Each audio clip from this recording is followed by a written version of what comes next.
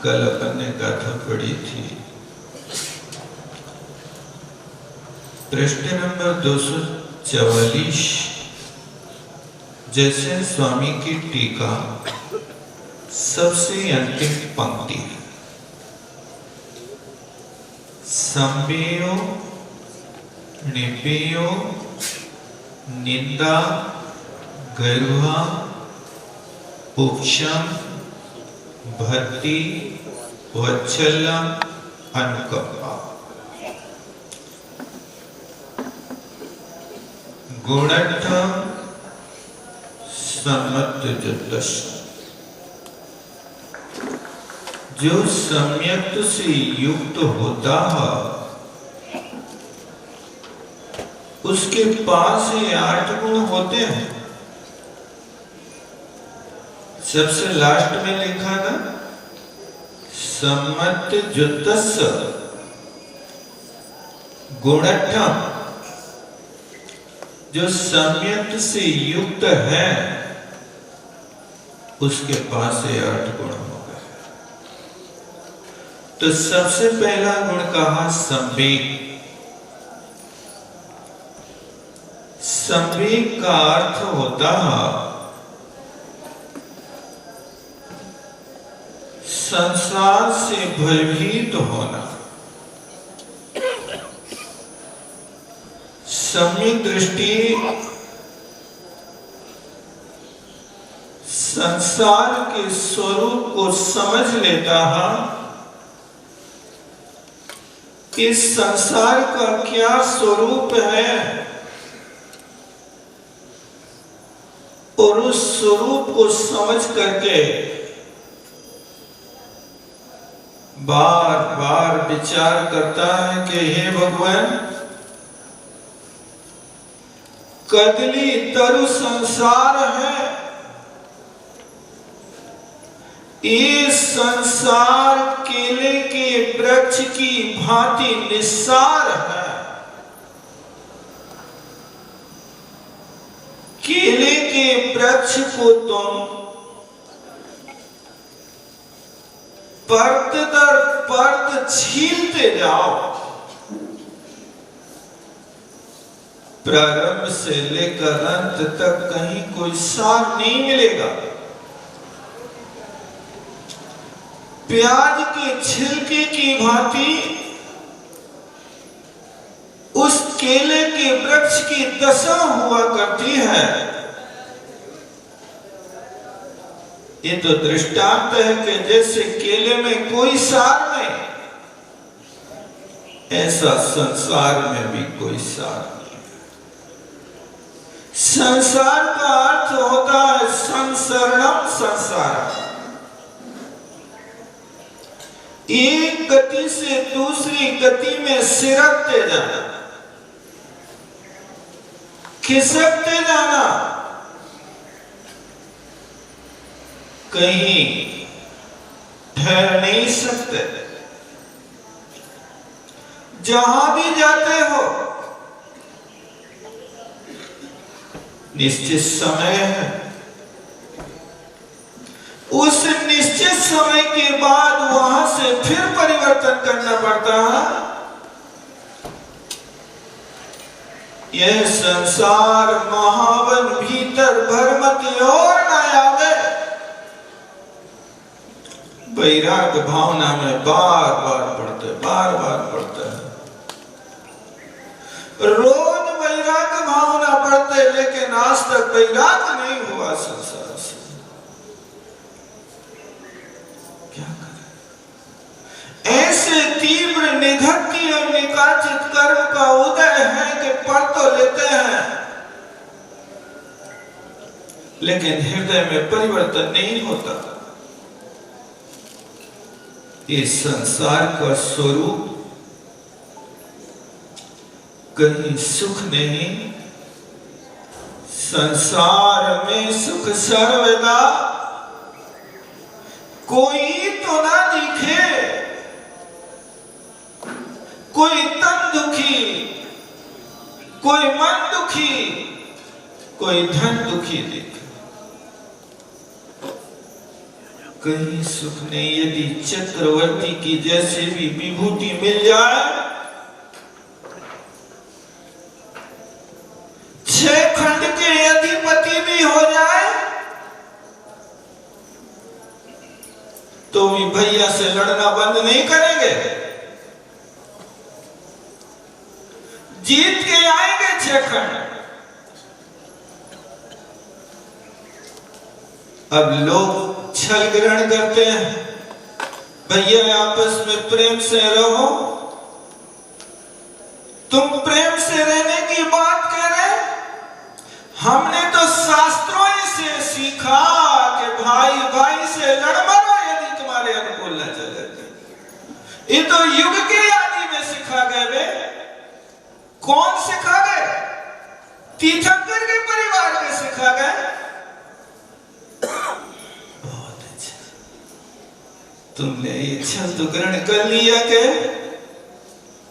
भाई भाई से लड़ मरो, लेकिन ये नहीं सीखा कि भाई लड़ा और फिर लौट के घर में गया दीक्षा ले ली। तुमने लड़के भाई से दीक्षा का भाव लाया, सम्यक दर्शन की ओर सन्मुख हुए। छल तो ग्रहण करता है, लेकिन गुण ग्रहण का भाव रहे तुम्हारे लिए सीख ली है। रोज पढ़ते हैं, गुण ग्रहण का भाव रहे, न दृष्टि न दोषों पर जाए। आप लोगों ने पंक्ति बदल गई। गुण ग्रहण का भाव न रहे, दृष्टि दोषों पर जावे। ये स्थिति है, इस संसार का स्वरूप है। एक गति से दूसरी गति में परिवर्तन होना संसार है, और एक पर्याय से दूसरी पर्याय में परिवर्तन होना भी संसार है। मनुष्य बन गए, अब मनुष्य गति तो स्थायी है। आप 1 कोटि वर्ष पूर्व तक जी सकते हो। अभी के मनुष्य, चौथे काल के मनुष्य कोटि वर्ष पूर्व तक जी जाते थे। अभी तो 100 वर्ष का जीना मुश्किल है। अब 100 वर्ष की जिंदगी में भी, कल एक वैद्य जी हमारे पास आए और वे कह रहे थे कि जो चाय पीता है उसकी 36 वर्ष की जिंदगी कम हो जाती है। उन्हें खोजा होगा ऐसे, चाय पीने वाले व्यक्ति की जिंदगी 100 वर्ष की जिंदगी है, तो 36 वर्ष आपके चाय पीने में चले गए। और चाय की कुछ गुण है तो दुर्गुण भी है। किसी अनुभवी ने लिखा है कि चाय में कौन से गुण है और कौन से अवगुण। तो उन्होंने कहा चाय में 2 गुण हैं और 3 अवगुण है। कफ काटन बादी हरण। कफ काटन बादी हरण, धातुहीन तन छीन, लोहू को पानी करे, 2 गुण अवगुण 3। कहते हैं चाय पीने से कफ नहीं बनता, और दूसरी बात कहते हैं कि चाय पीने से बादी नहीं होती, बात नहीं होता।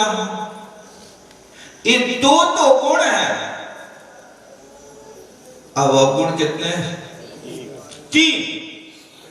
कौन कौन से हैं? धातुहीन, उस व्यक्ति की 7 धातुआं छीन होता था। तन छीन, शरीर को शक्तिहीन बनाती है। लोग सोचते हैं चाय पीने से एनर्जी आ जाती है, रोटी नहीं। अरे तुम्हारी भूख खत्म कर रही है वो। चाय पी पी के दिन निकाल रहे हैं काम करने वाले लोग। रोटी ना मिले तो चल जाएगा, लेकिन चाय न मिले तो तड़प जाएगा। तो ये गुण है दो और तीन अवगुण। वो लोगों को पानी करे, खून का पानी बना देती है। खून नहीं बनता, पानी बनने लगता है, और वो पानी बनता है तो शरीर की दशा बिगड़ जाती है। संसार के स्वरूप को समझो। सम्यक दृष्टि हो तो ये निर्भीक गुण पहला नंबर है। अब यहां मनुष्य पर्याय मिली, गर्भ से बाहर आया, जन्म लेते ही धरती पर तूने रुदन मचाया, आंखें खुल भी न पाई, भूख भूख चिल्लाया। जैसे तैसे पेट से बाहर आ गया, जमीन में पड़ा, आंखें खुल नहीं पाई और रोना चालू हो गया। मां समझने लगी कि जब ये रोएगा तब भूखा हो गया, इसको भोजन करा दो। अब वहां से आगे बढ़ा, गोद से बाहर निकला, फिर पर्याय परिवर्तन हो गए। अभी भोला भाला था, अब भोला खत्म हो गया, क्या बचा? अनुभव नहीं किया। रोज माँ बाप के नाक में दम ले, नाक में दम कौन लेता? भोला के भाला? उस समय तो था भोला, कोई की गोद में बैठ जाए, कोई के पास चला जाए। अब छोड़ दो ये बातें, अब तो भाला बन गया। माँ चाहिए, पापा चाहिए, बिस्कुट चाहिए, मोबाइल चाहिए, दुनिया की चीजें चाहिए। अब कहते बार बार नाक में दम ले ले, नाक में दम ले ले, और ऊपर बढ़ता है तो फिर पर्याय परिवर्तित होती है। खेल कूद में बचपन खोया, यौवन पाप और आया, धर्म कर्म का मर्म न जाना, विषय भोग मस्ताना। ये पर्याय परिवर्तित होती जा रही है। आप क्या करते जा रहे हो अभी भी समझ में नहीं आ रहा। ये संसार का स्वरूप जान करके वैराग्य को धारण करो। इसका नाम निर्वेग है। इस संसार में कहीं सुख नहीं है। यदि संसार में सुख होता तो जो संसार में से सुख होता तीर्थन करके वो त्यागे। नहीं पढ़ा आप लोगों ने? संसार में यदि सुख होता तो तीर्थंकर काय को इस संसार को त्याग करते? वो तीर्थंकर जैसा सुखी दुनिया में कोई नहीं होता। 6 खंड का अधिपति तो चक्रवर्ती होता है, लेकिन अधिपति का भी अधिपति चक्रवर्ती होता, तीर्थंकर होते हैं।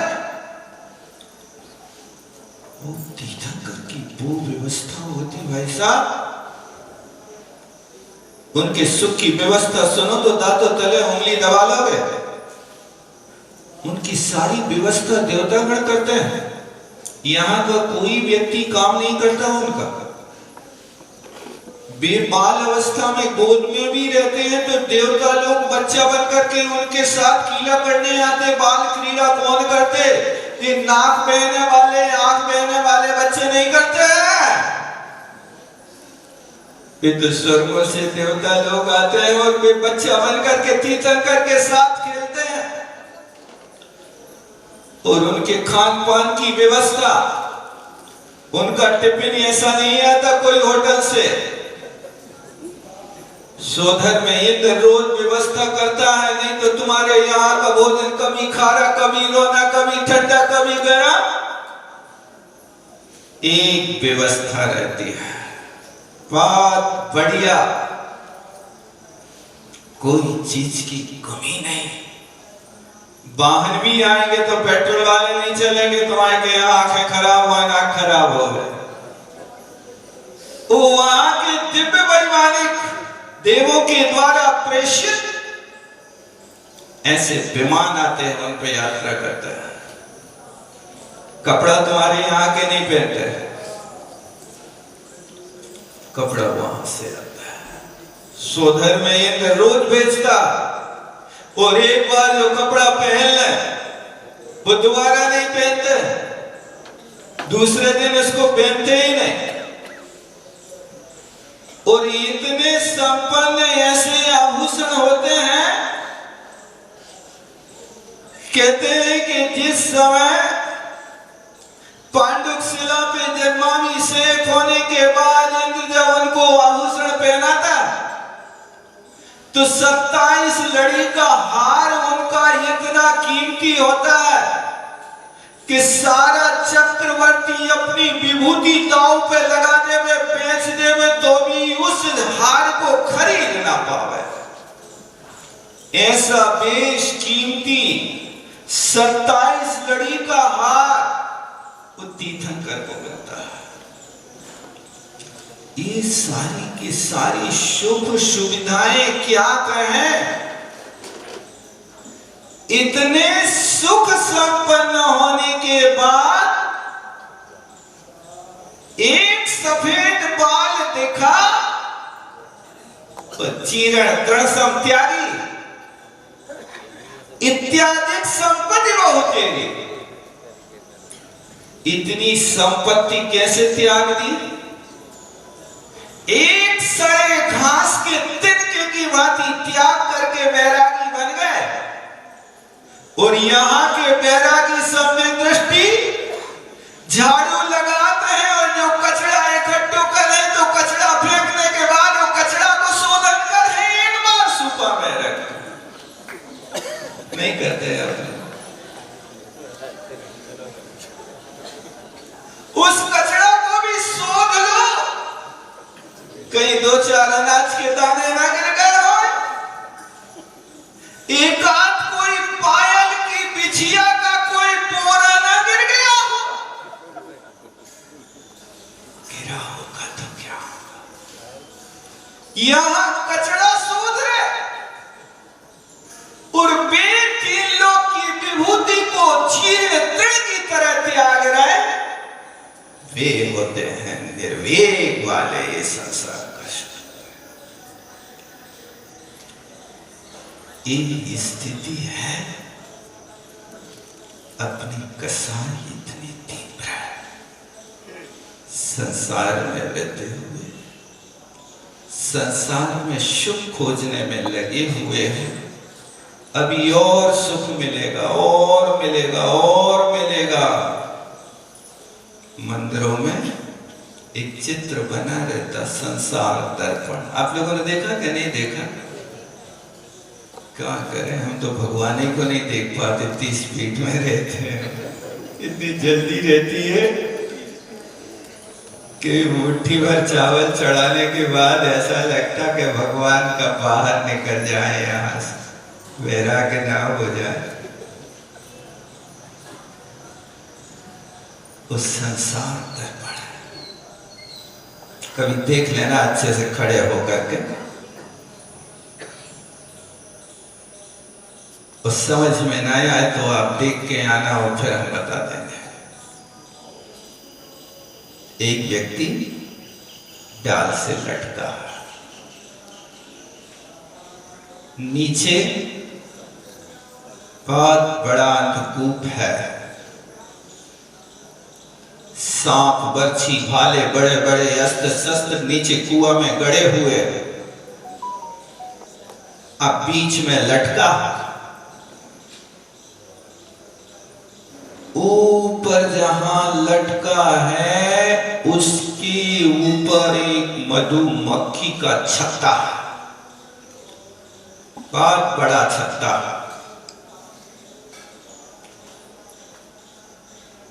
और उस छत्ता में से इस परिस्थिति में एक बूंद टपकती है कि नीचे पेड़ के नीचे एक हाथी खड़ा है और वो हाथी जैसे ही पेड़ को हिलाता तो मधुमक्खी हिल जाती है। अब वो मधुमक्खी हिलती है तो वो इसके शरीर में चिपटती है, लेकिन एक बूंद ठीक उसकी जिह्वा में पड़ जाती है। अब एक बूंद शहद जैसे मुंह में पड़ी, सारे दुख भूल गया। ना हाथी के पेड़ हिलाने का दुख, ना नीचे अंधकूप में बर्छी भाले घड़े उनका दुख, ना मधुमक्खी के काटने का दुख। शहद की एक बूंद में इतना सुख, इतना सुख, इतना सुख कि इन सबको भूल गया। अब इतना दुख सहते सहते एक विद्याधर दंपत्ति उस रास्ते से निकले और उस दंपत्ति में महिला की दृष्टि उस व्यक्ति के ऊपर पड़ी तो महिलाओं के हृदय में कभी कभी करुणा ज्यादा होती है।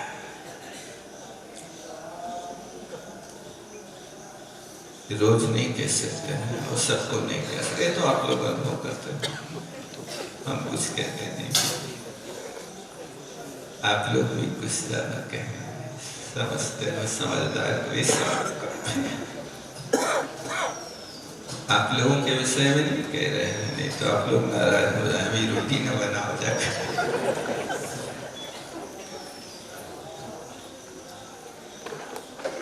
तो उस महिला ने अपने पति से कहा, देखो बेचारा ये लटका है, कितना कष्ट पा रहा है, इसको निकाल दो ना, विमान में ले चलो ना।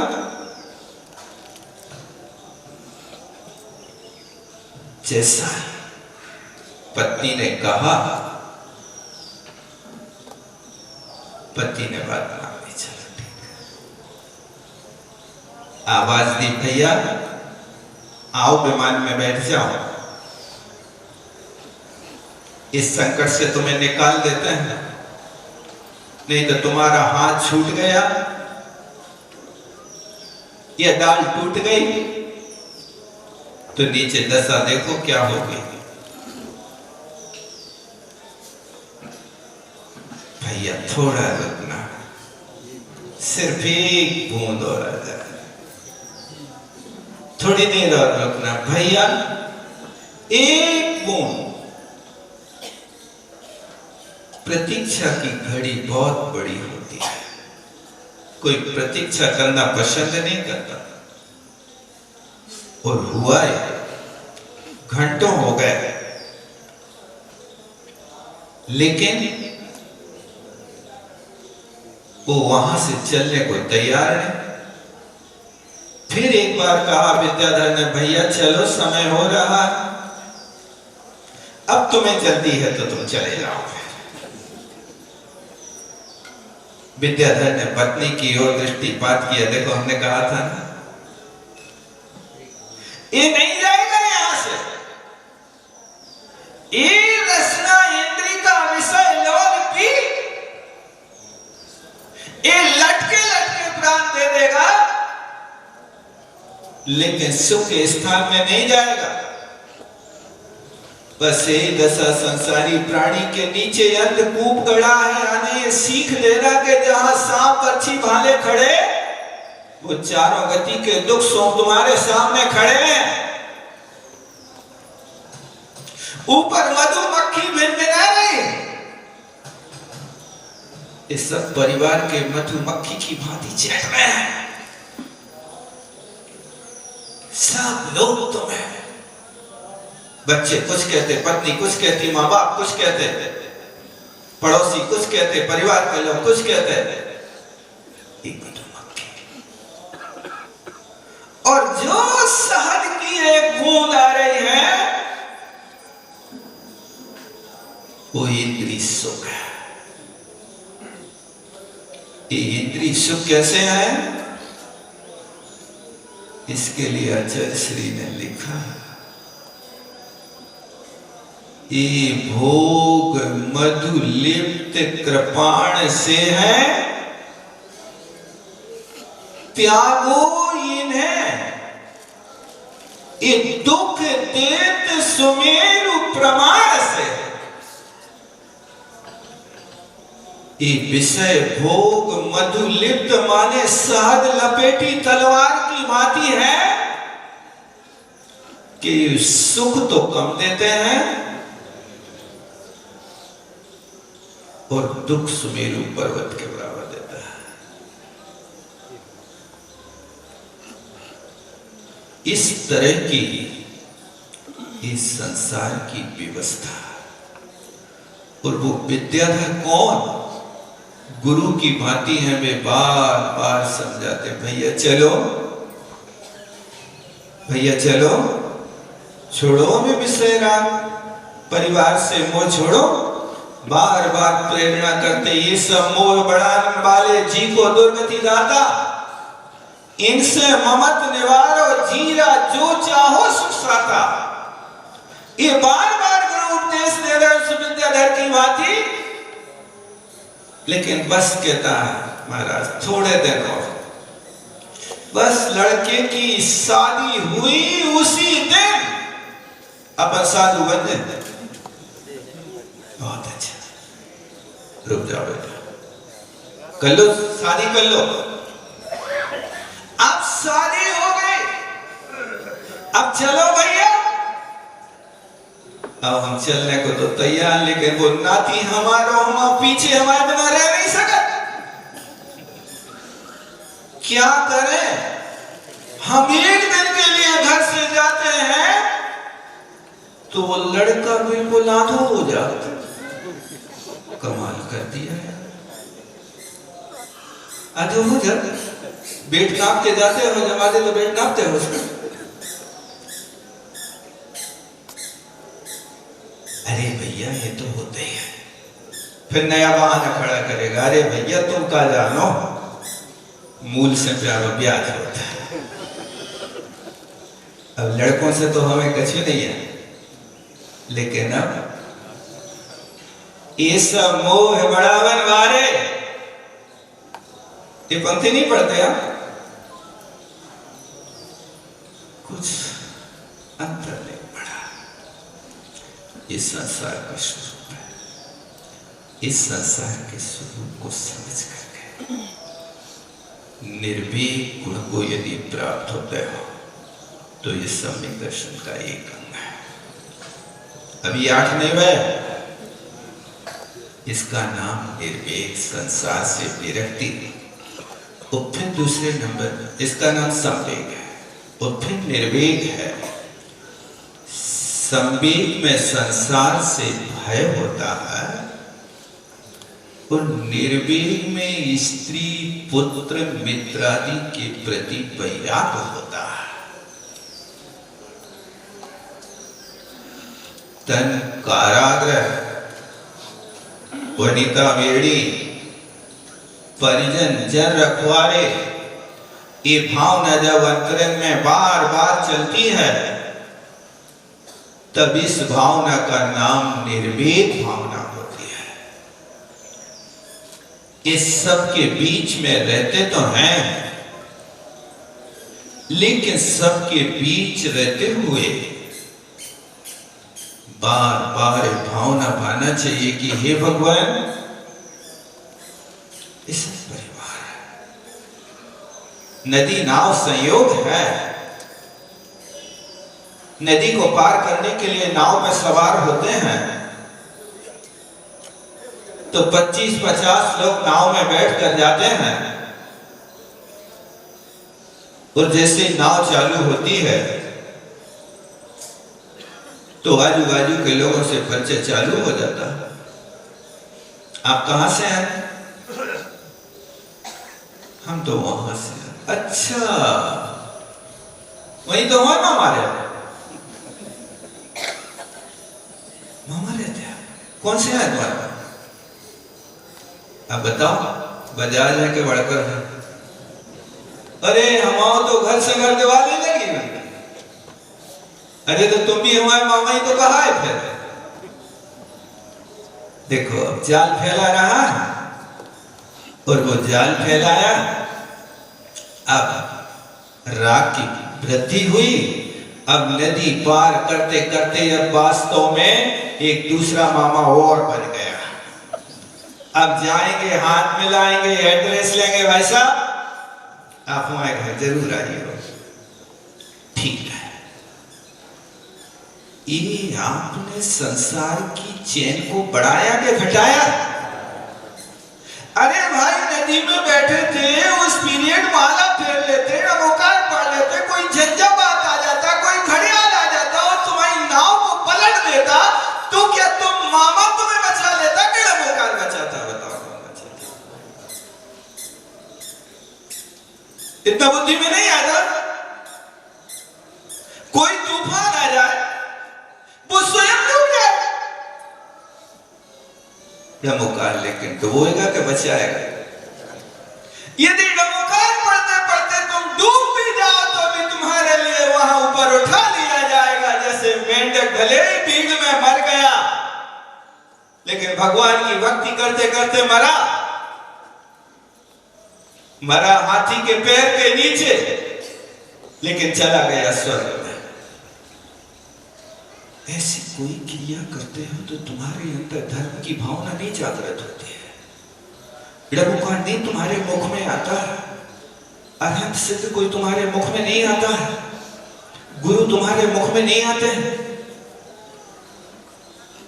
पीड़ा होगी, अरे बाप रे